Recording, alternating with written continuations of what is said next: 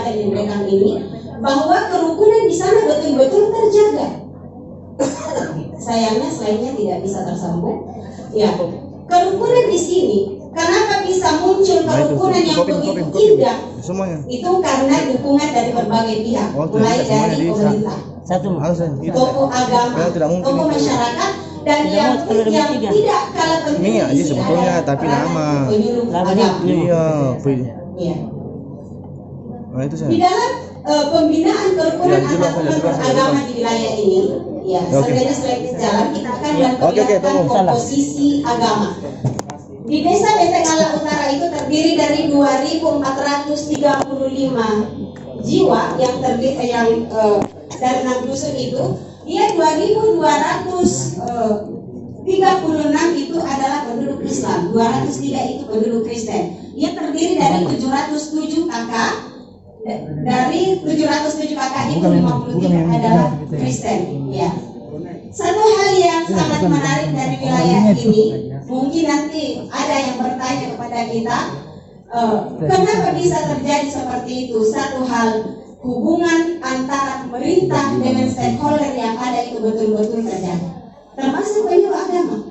Bagaimana penyuluh agama hadir dengan 4 fungsinya, fungsi informatifnya, fungsi edukatifnya, fungsi advokatifnya, dan lain sebagainya, untuk memperlihatkan usaha mereka untuk membangun kerukunan yang ada di wilayah ini.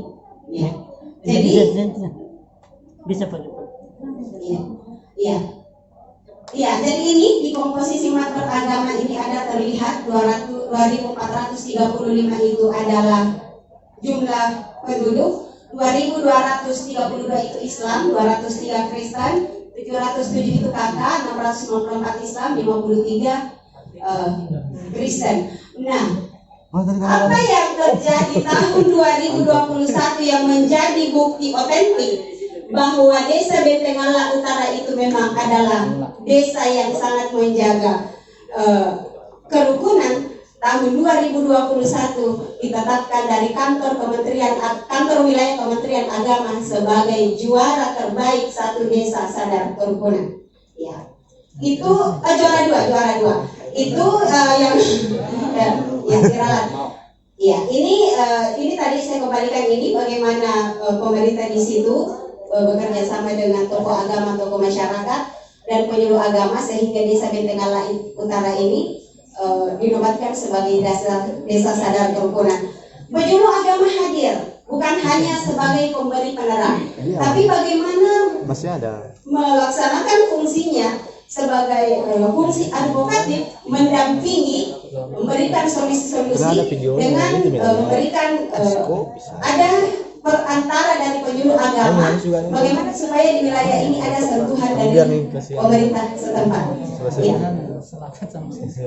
Di dalam melaksanakan kegiatan tentu kita tidak bisa berkegiatan tanpa wadah.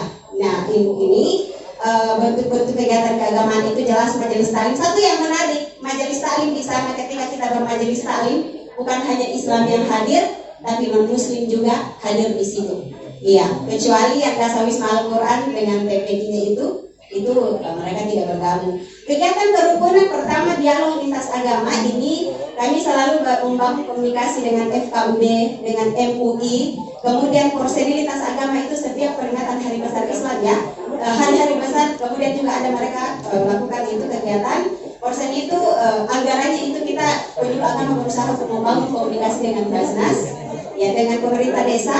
Karena memang pemerintah desa di situ mereka menganggarkan memang itu kegiatan yang sekiranya itu mampu mempererat hubungan yang ada ini.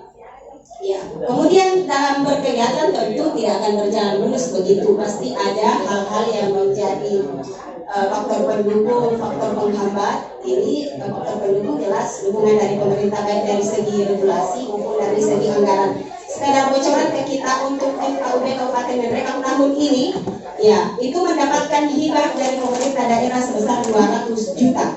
Salah satunya itu diperuntukkan untuk bagaimana tetap berkegiatan di desa sadar kerukunan ini. Kemudian tentu ya faktor penghambat itu satu hal yang harus kita pahami, Indrekang itu wilayah gunung ya, wilayah gunung. Ya ini jumlah wilayah binaannya memang agak sulit dijangkau, tapi bukan berarti kita tidak bisa sampai di sana. Terakhir yang ingin saya sampaikan bahwa penyuluh agama Islam memang dengan segala potensinya mempunyai peran yang sangat penting di dalam rangka menjaga kerukunan antar umat beragama, karena memang ada 1 dari 8 itu adalah bidang KUB. Saya kira cukup.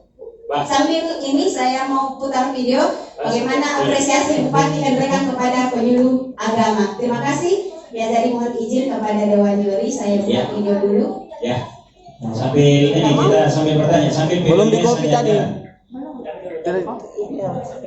Saya tunggu-tunggu tadi. Iya sama ini. Tapi kenapa saya tertarik dengan ini? Karena dia berbatasan dengan Toraja.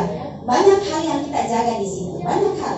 Ya. Meskipun mungkin kita mengatakan Endrekan dengan Toraja itu bersaudara, tapi ketika tidak ada pembinaan di situ bisa saja muncul konflik yang bisa Jadi kondusifnya Toraja dalam menjaga kerukunan selama ini faktornya juga dari mereka.